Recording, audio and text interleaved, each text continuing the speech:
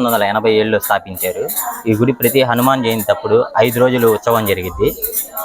Last రోజు వచ్చేసి అన్నదానం, అన్ని కార్యక్రమాలు జరుగుతాయి. 5వ రోజు సాయంకాలం స్వామివారిని ఉత్సవంగా ఊరేగించి ఊరంతా తిప్పి ఊరేగింపు చేయడం జరుగుతుంది.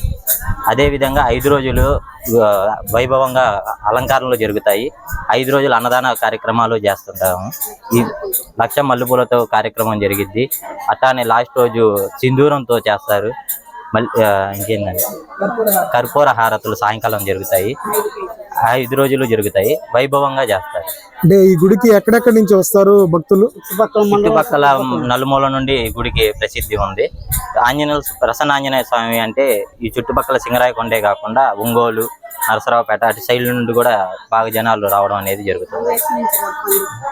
అంటే స్వామివారికి ఏమన్నా ప్రతిరోజు కూడా కైకర్యాలు లాంటివి ఏమన్నా జరుగుతాయా? ప్రతిరోజు పూజా కార్యక్రమం అనేది జరుగుతుంది. మంగళవారం వచ్చి విశేషంగా సాయంకాలం 6 నుండి రాత్రి 9 వరకు పూజా కార్యక్రమం జరుగుతుంది.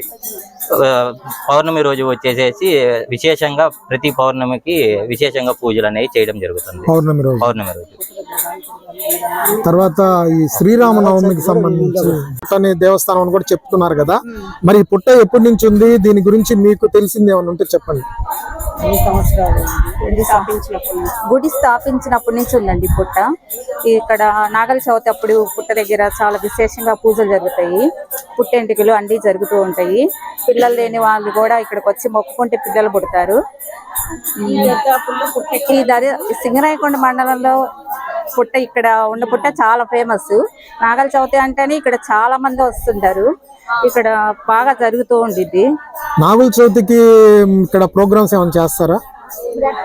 పుట్ట దగ్గర ప్రసాద వినియోగం జరిగిద్ది. అలంకరణ పంతులు గారు ఉంటారు, మామూలుగా పూజలు చేపిస్తుంటారు. అలంకరణ అంతా బాగా జరిగిద్ది.